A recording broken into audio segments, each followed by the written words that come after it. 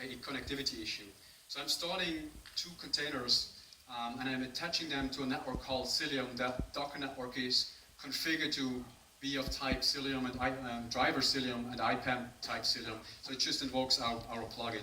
We also give each container a label. The first one is the server, the second one is the client. We have not configured anything else. This shows the Cillium CLI, so we can list the local endpoints. We're seeing two endpoints here. We're seeing the labels, we're seeing the IPv6 address, we're seeing the IPv4 address, and we're seeing the label ID. This is this cluster-wide unique ID that is associated for every unique label.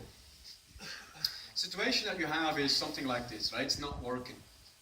At this point, you would probably start like TCP dumping or checking statistics. It's really hard because you need to know how your networking looks like.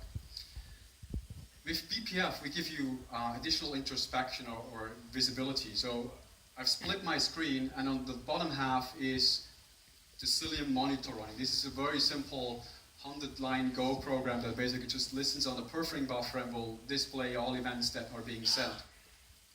So we're pinging again, and we're seeing that the monitor is throwing out messages, and it's saying, I have an event on CPU2, has a flow mark, has the ID from which container it's coming from, and then a packet is dropped, and the reason is policy denied. And we see the size of the packet, we see the network if index, we see the label ID from and to, and we see the first 64 bytes of the packet header.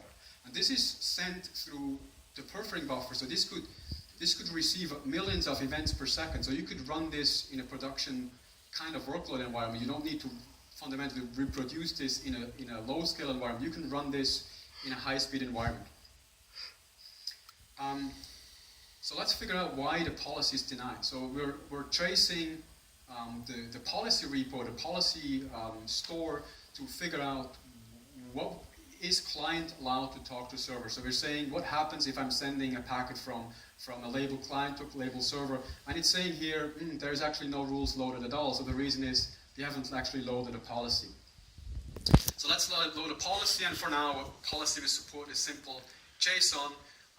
That is a tree that allows you to basically say this label can talk to this label, and the tree is so you can define precedents.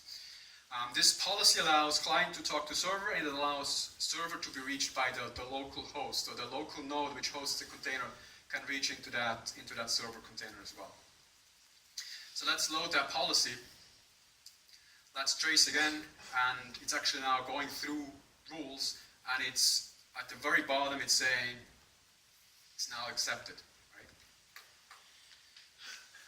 So we can check if that actually has been inserted into the kernel. So this reads the BPF map, which is the data structure in the kernel, and it reads the policy for the server container. So this ID here is the endpoint ID for the server, and it's saying I have two allowed consumers, the host and the client, and it will actually collect statistics for those as well. So instead of having a connection tracking table for every IP or just a global counter for every container, we actually collect statistics per allowed consumer, which is really what you want to see. You want to see like statistics between services, not statistics between IPs.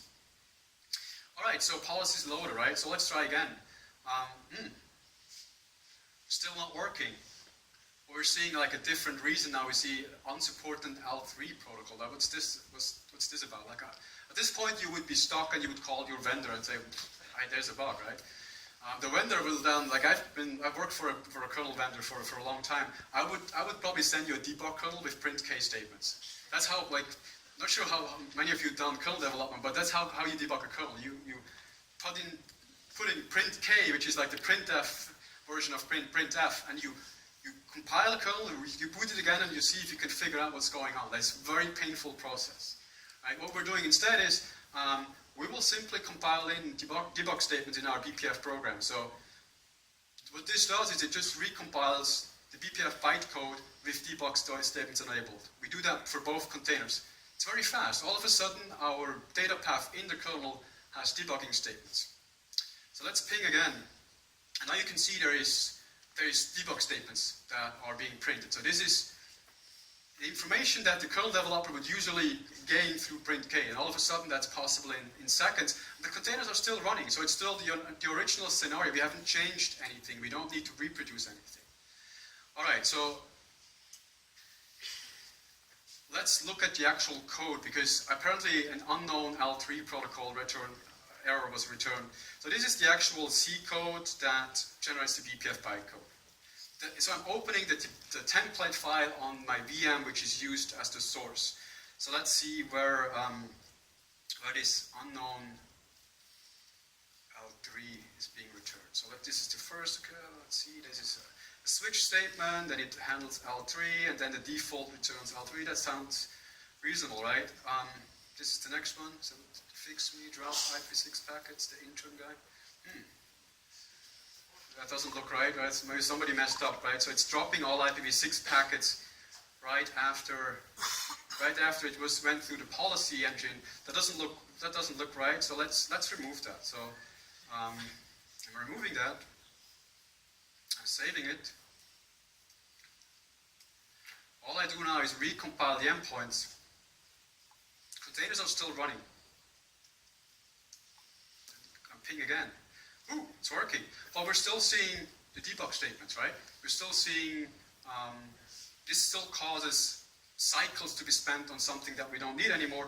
So let's just compile out debugging, and it's working now. So let's also compile out drop notifications, because we want the smallest minimal amount of code that is run per packet, because remember, we're receiving 40 million packets per second, right? So compiled out, ping again. It's working, but the bottom half screen is not working, or is not showing anything, because no events have been sent out anymore. That's it for the demo.